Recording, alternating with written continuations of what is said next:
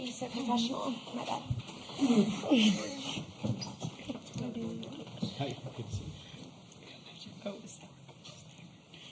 All right, we'll go ahead and get started. A reminder to please silence your cell phones, and then once you get the mic to ask a question, please give your name and affiliation. This will basically be open to questions for anybody once we get going here. So I guess we'll start. George, I think you had your hand up first. Awesome. George Stoya, SoonerScoop.com. This is for Alyssa and Jada. You guys have a lot of energy, especially after walks sometimes. Sometimes you guys celebrate your walks maybe more than home runs. Where do you get that energy from, and how does that maybe rub off on your team, Patty, as well? Alyssa, you can go first. I just think, when you really think about the game, walks are so important, and that's something that we stress, especially as an offense, of how getting runners on is runs. And so to us, we're going to celebrate it, and we're going to celebrate it really hard. And it's just as good as getting a base hit in my eyes. And when I bring energy like that, I think we all feel it. And as a team, we're all collectively there, and we're on the same page of how important a walk is. Yeah, I think when you know the game, you understand how big those walks come into handy. Just like Tiare's double. Instead of scoring only Grace Lyons, I ended up scoring 2. That is... Now you're up 2 instead of just 1. But, yeah, celebrating those little things is the same thing as getting a hit. I didn't get out. I didn't have to walk back to the dugout. So I'm on first base, and that's all I need for my team. Well, one thing I've told these guys is you must be unapologetic about the energy and the celebrations that you have, because women have worked so hard to get here, yet still get judged for those things. And that's the way we play, and that's what people enjoy. Or you don't. You either like it or you don't, but we're not going to apologize for these players knowing the game and celebrating it the right way. Okay, we'll go second row right. Jana Bardall with The Athletic. Grace, I want to start with you. As a veteran on this team that's been here for the other 2 championships, if you think back to when this tournament started, what did you guys need to work on to get back to this point? And Patty, if you could speak to that too. I think it starts way back in the fall. The hard work that we put in, we all know how hard our falls are. Battle series, playing against each other, that's what sets the tone for the rest of the year. And if we know that we can compete at that high level in practice, the game comes naturally. And you can see with a couple tough wins in postseason, just knowing how to compete with adversity and almost feeling like a loss but not actually losing. That's a really cool feeling for us to be challenged with early on in postseason. And then now is when you just got to be gritty. We're tired. People can say that it's long days. Those are just excuses that people could have at this point in the season. But we practiced that in the fall. And I think now is just when we can go out and compete with the abilities that we've been given and not press too much because the hard work's already been put in. I think Grace said it best. I think October was a big time for us. And to be honest, it hasn't been rosy and wonderful. In the fall, we had to learn a lot. I had to learn a lot. We had a lot of newcomers. People I don't know they really realize that. We had 8 newcomers, and that's almost half of our team. So there was a lot of learning, a lot of getting to know each other, a lot of good leadership as well, a lot of expectations of what our program is like, and newcomers and some kids from the portal coming into a new program that they're not used to. So we had a lot of work we had to get through in the fall, and I think it's without question paying off now. Right, we'll go third row left. Lee Dobbins, rounding third softball. Coach, the off day is obviously something that's fairly new to the schedule. Can you talk a little bit about your team's schedule today, like some of the things you might be doing to keep the team focused, relaxed? Just kind of step us through fairly quick on what the schedule looks like. They were this morning had a nice ice bath, so I know that they're awake, and it's pretty chill, really. We just we're here doing this.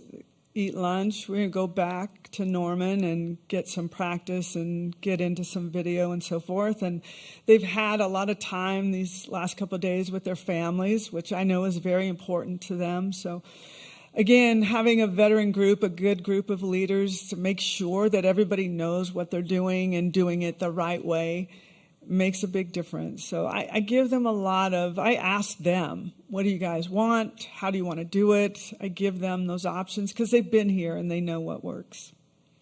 All right, we'll go back. Eli, sorry, third row. Eli Letterman, Tulsa World. Patty, February 8th of this year, you would have been about to kick off your season in Irvine, California. If you can think back to then, what was the question you had about this group for any confidence you might have had? What was the question that needed to be answered for you at that point? What's wrong, you guys? What's going on? I think our first weekend, there were just a lot of big eyes. So we won. We played okay, but there was just, the groove was different because we had always been playing against each other. And now we're all in one dugout, and it's just different. Like, I guess we should have practiced all being in one dugout and what it felt like. So it was not what I expected. And I think they would tell you if you look back, I mean, we got through some games, but we were not even close to being we were close to being ready, but we weren't, I wouldn't say our first weekend, completely ready. And we could look back and learn. We've learned a lot of things. I had to learn a lot about them. They had to learn a lot about who's playing next to them, because when we're in those battle series or whenever I'm doing practice, a lot of times the full starting infield is not together. They're split in half. And so I felt a little bit of, wow, this is newer. You feel a lot of newness on this team. But again, you just need time to allow these upperclassmen to lead them in the way that they know this whole championship mindset process is supposed to look like. And I put it to any of you guys, the players. Patty said you had a lot to learn at that point. What is this particular season? You've had different journeys to get to this point, but this particular season taught you, or what have you learned over the course of it? I think it's been cool to embrace so many different personalities. I don't think I've ever been on a team where there's so many unique people, and I know we talked about this earlier this week, of how everyone's so different, but we all gel some way or the other. And I think that has made it so much fun. We may not be hitting as many home runs as last year or things like that, but we are making memories. We are gelling as a team, and that's what makes this season super unique and something I'll never forget from my last season, of just how we were able to gel so many different people together. And at this point, you know, we're united, and we're excited for anyone to come through at any moment. Like, that's where the trust that we built comes into play, of we're so excited for anyone's success, and we have full confidence that anyone can do it.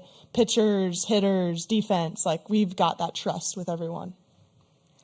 Yeah, just to go on with what Grace was saying, I think we really needed to learn that it was us 20 versus everyone. The only people that know that what we go through is the 19 girls that are right next to me, and just the struggles that we go through. And we compete against each other all fall, trying to fight for a spot. And even in the spring, we're still fighting for a spot. And sometimes it gets really competitive between us players, and just to understand the fact that it is us 20 going against other teams. It's not us trying to go against each other. If you have that going against each other, you're not gonna be successful. So like she said, celebrating other people and always having their back, but I think really just understanding that it's us 20 versus everyone. One thing about this season that I've really noticed is how much joy we have as a team. I know Lions touched on it a little bit, but this is honestly the most fun I've ever had. And like she's saying, we have some of the craziest memories together, and it's some of those things that you look back on later in life and you're just like so grateful.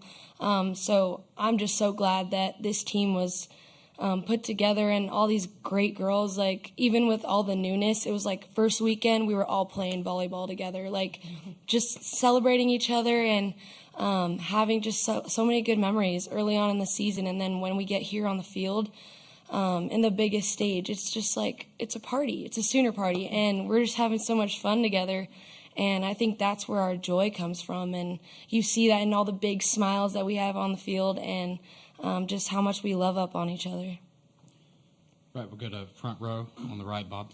Yeah, Patty, a lot of us were there in mid-March. Florida State came to Norman, and how important that game was. How big was that game for this team in terms of learning and growing? And was there ever a point where you start to realize, we might see this team again in the championship series? It's too early for me back then to even care about any of that except really worrying about our team.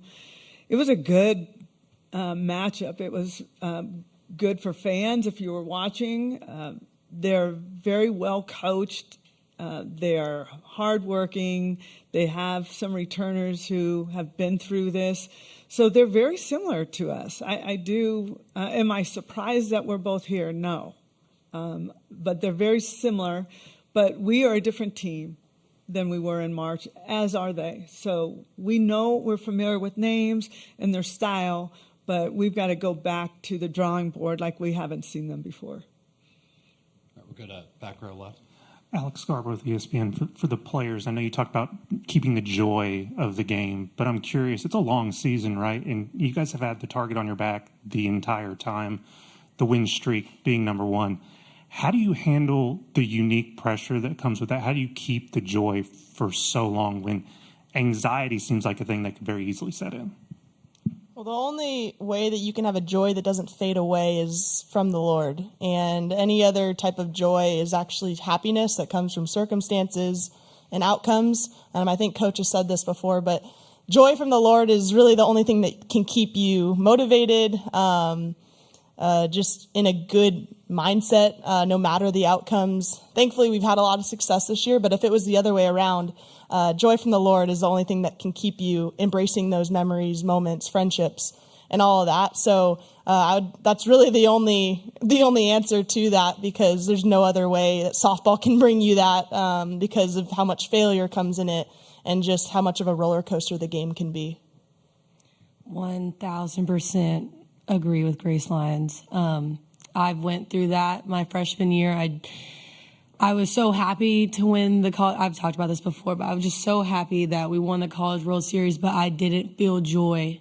I didn't know what to do the next day. I didn't know what to do for that following week. I didn't feel filled, and I had to find Christ in that. And I think that is what makes our team so strong, is that we're not afraid to lose, because if it's not the end of the world if we do lose. Yes, obviously we've worked our butts off to be here and we want to win, but it's not the end of the world because our life is in Christ, and that's all that matters. Yeah, I think a huge thing that we've really just latched onto is eyes up. And you guys see us doing this and pointing up, but we're really like fixing our eyes on Christ. And that's something where, like they were saying, you can't find a fulfillment in an outcome, whether it's good or bad. And I think that's why we're so steady in what we do, and our love for each other and our love for the game, because we know this game is giving us the opportunity to glorify God. Mm-hmm. And I just think once we figured that out and that was our purpose and everyone was all in with that, it's really changed so much for us. And I mean, I know myself, I've seen so much of a growth in myself with once I turned to Jesus and I realized how he had changed my outlook on life, not just softball, but understanding how much I have to live for, and that's living to exemplify the kingdom. And I think that brings so much freedom. And I'm sure everyone's story is similar, but we all have those great testimonies that have really shown how awesome it is to play for something bigger. And I think that's just what brings me so much joy. And no matter the outcome, whether we get a trophy in the end or not, this isn't our home. And I think that's what's amazing about it, is we have so much more. We have an eternity of joy with our Father, and I'm so excited about that. And yes, I live in the moment, but I know this isn't my home. And no matter what, my sisters in Christ will be there with me in the end when we're with our King. So, Patty, you've got to keep your eye on the prize and really work with these players on their skill set. But I think from a human nature perspective, it's easier to learn from failure and from losing than it is from winning. How do you try to stay on top of these players and keep them improving throughout the year when there is that kind of challenge within there? I think they just gave you the answer. So again, they're unapologetic about the way they feel and what they believe. And that makes my job easier because I'm with them in that. So we're not looking at what could happen or, oh, the pressure. There is pressure, right? But these guys have embraced it. They love it. They love the big moments because the big moments are the moments that they'll never forget.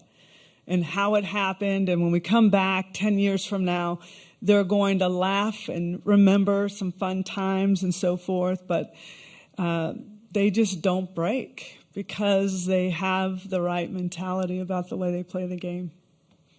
Right, we'll go to second row on the right. Emma Bachelari, Sports Illustrated.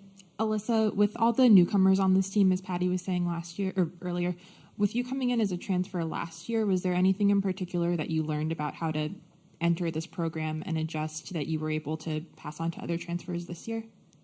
Yeah, I had a lot of conversations with some of them, obviously being in that spot. And a big thing for me that I had to learn was coming in, you can't expect anything. This is such a unique program in the way that we have so much talent, and there's a reason why you come here, and it's because people just elevate you, not just as a player, but as a person.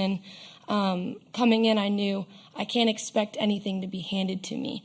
And you had to work your butt off, but you also have to stay true to yourself. And I think that's something that Coach really stresses when you come in. She's like, I'm going to let you be you, and that's exactly what we need from you. We don't need you to be anyone else.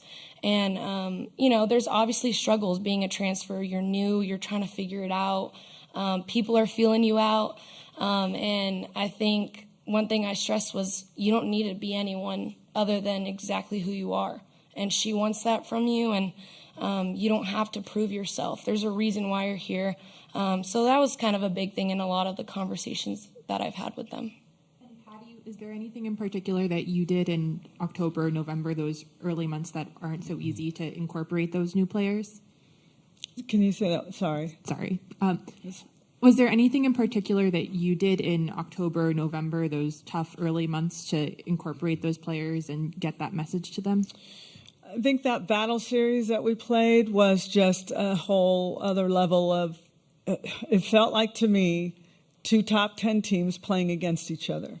So much so that OU took the liberty and to put it on ESPN+. And there were a lot of people watching the Jordy versus TRA matchup, or the Nicole May versus Grace. I mean, there were matchups that you want to watch. So these were battles. It was truly a battle. And there was trophies, and there were prizes, and there was all kinds of stuff affiliated with it. But the best way that I could, or our staff could, create what it should feel like is having them go against each other and having the right leaders on each team to lead them into so-called battle. I think that was extremely valuable, and it was so competitive, and there were sellout crowds for it in October. So that's taken the game to a whole other level. All right, we'll go front row left here to Ryan. Ryan Chapman, All Sooners. Grace, you guys faced off against Catherine Sandercock a couple years ago in the Champ Series. Saw her this year. What about her just makes her such a great pitcher and so challenging for you guys as a lineup?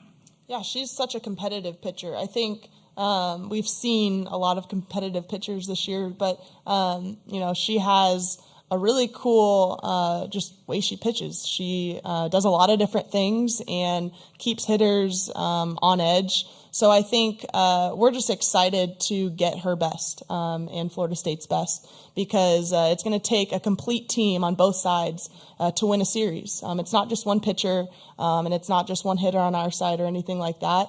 So I think we're excited to bring complete teams on both sides and just compete against each other. And I think it's just going to be a battle, just kind of the theme of the fall and all that. It's going to be a battle in June, and we're excited for that. We have seen them before, but also we can't treat it like we've seen them before. It's a brand new team on both sides, so we're just excited to prepare and give them our best. All right, we'll go to front row, right, Jesse.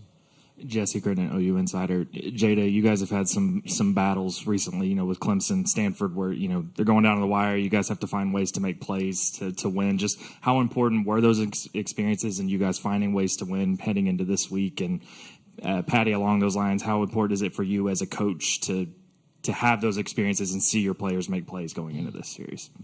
Yeah, those games are the best games. I won't forget that Clemson game, and I probably will never forget that Stanford game. But just knowing that we're never out of it. I mean, y'all probably heard Hanson say that a billion times, but we're never out of it. And just the fact that we get down to 2 strikes, 2 outs, and that we can come through at any time, I think that just builds confidence in our team that if we have another out, if we have another strike, we still have a chance. It doesn't matter what the score is. And just having that confidence with each other, and it doesn't matter who's up to bat. We have a freshman coming up to bat. Jossie came up right after Tiara, and she could have easily got another base hit. But just knowing and just having that confidence in each other. I would say that the beauty of this team is they never panic, and they always believe that whatever the circumstances are going to get through it.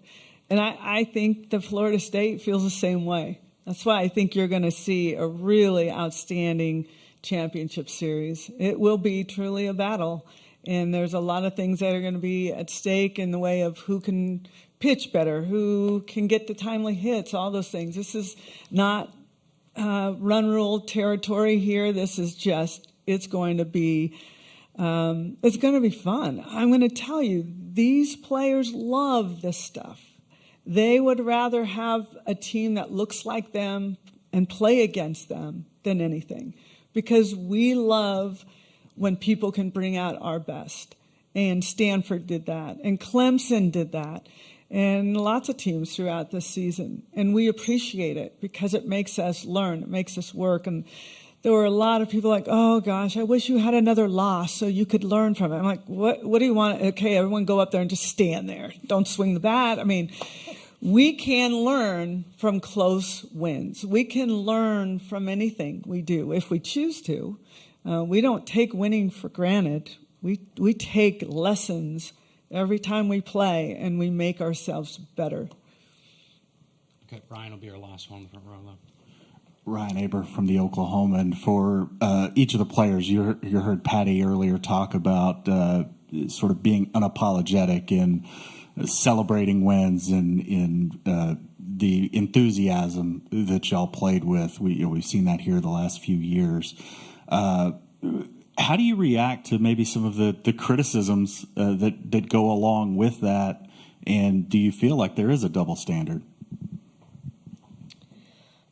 I think we've seen so much on social media, but I think the great thing is we can put our phone down and not even look at it. But I think understanding that no one's ever going to be happy no matter what, you can't satisfy anyone, and that's not why we play this game, and that's not why we're here doing what we're doing, is to satisfy anyone.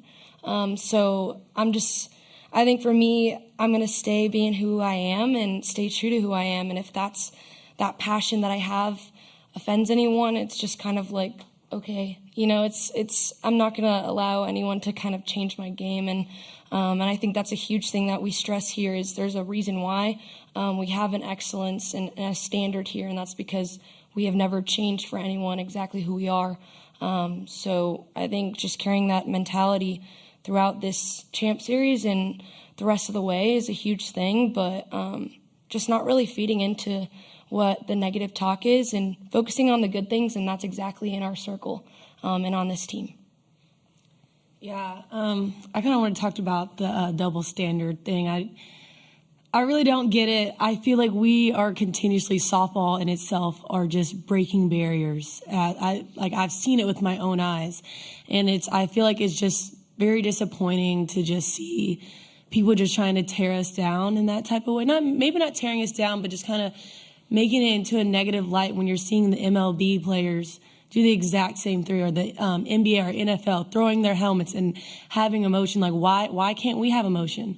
We're at the same stake as them. We're athletes just like them. Why can we not wear our emotions on their sleeves? Like, But I just think that's kind of disappointing. And like she said, like I try to stay off social media because that would fire me up and make me just want to do it even more, to be honest. But no, it disappoints me on the double standard and just seeing how male athletes slide with things and how female athletes don't. And hopefully that stuff will change very soon.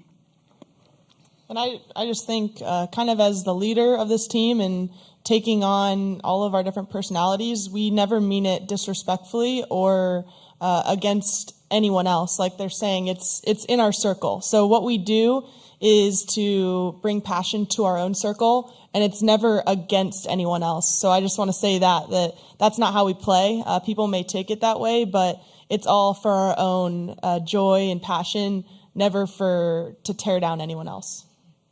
That'll wrap things up. Thank you, Oklahoma. All right.